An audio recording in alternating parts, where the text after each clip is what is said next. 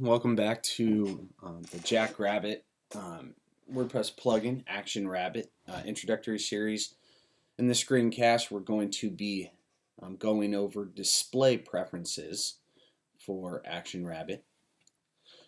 So first, from our Jackrabbit class dashboard here, we are going to be again looking in the left-hand vertical navigation underneath Jackrabbit class for display preferences. So that's about 60% of the way down. It says display preferences. Go ahead and click display preferences. At this point, I'm also going to assume that you have filled out your class locations, your class instructors, and your class categories. So let's click display preferences. And we are going to take a quick look at your currently active Jackrabbit classes. We're going to determine how many ongoing classes and how many short-term classes. A short-term class is a class that is under 60 days in duration, and an ongoing class is a class that is over 60 days in duration. So for many schools, we have some classes that take place, they're an intensive sprint or a prep or a short-term class that exists for a week or 2 weeks or 3 weeks, potentially to get ready for an event or something coming up in the future. And we have ongoing classes. These are the classes that take place every week at the same time.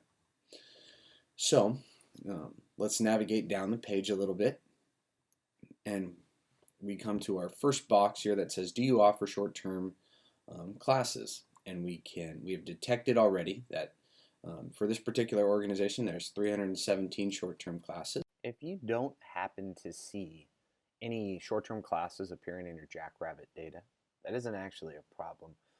That just means you don't have any short-term classes.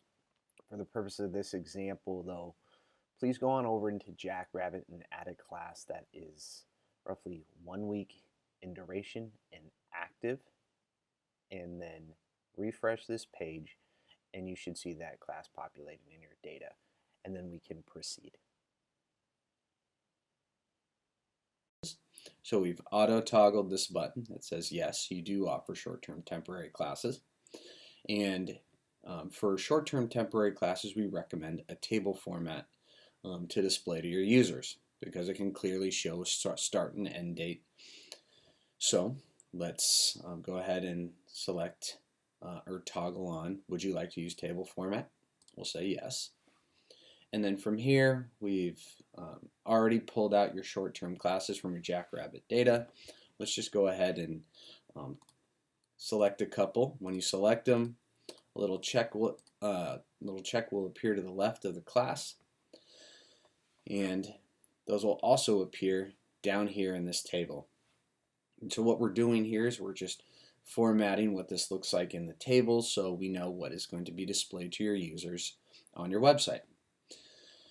So we first notice that we have set your short-term class view preferences here, and we have a variety of checkboxes up here.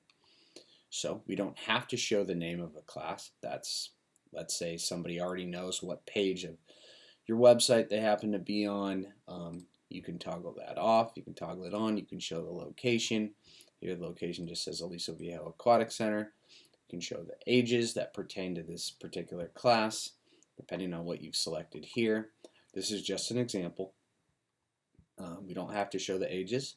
We don't have to show the gender. We recommend showing the start date and the end date and the times of the classes, the beginning and end, as well as the days of the week which the class will be commencing on. And you can show your openings if you like, and your instructor as well. You don't have to show the instructor. You can also choose to not show the instructor name and just show the instructor icon or image of the instructor, which was added when we configured class instructors. Or we can just show the name and we don't have to show the thumbnail. For this particular organization, it looks like the instructor hasn't been set, so we'll probably not include that. And for the name of the class, we can say if we want to use the information that's provided in Jackrabbit data. These aren't very user-friendly. Level 1. We don't know what level 1 means. We already have our start and end date here, so maybe we'll say category. We haven't mapped that in our categories, so we'll say category 1, no map. It says LTS Fast Track, maybe category 2, no map. It says level 1 Jellyfish FT.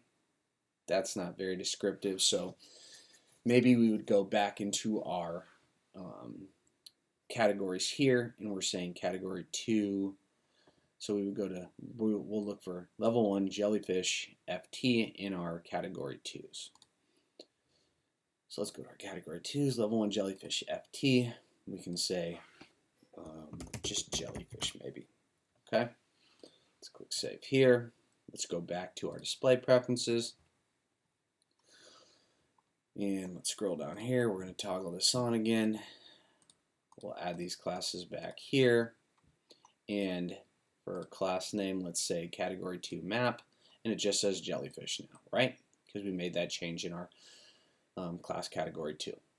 Okay, we're not going to want to show the instructors. We talked about that. We're not going to show the gender. It doesn't matter right now. And so this looks like our class table. But we want our class table to match the brand that we have on our website. So maybe our website is, it has a blue. We use a blue, so let's use blue. And then maybe we want the table header to be white, so we do that. And then let's say we want our odd and even zebra striped rows to look something like, I don't know, maybe like this. Okay, and then for our register button, say we want our register button to really jump out at us. Let's say it'll be orange. So that might look like that. Now these colors are completely up to you. You can toggle and adjust them till your heart's content, whatever you like. There's also a waitlist button color and a full class text color. If we don't want this to say register, we go down here and we could say sign up. And we can see that updates in real time. So what you see here is what's going to be displayed on your public-facing website. All right. So let's click Save Table Layout. And we can see here that that's been saved.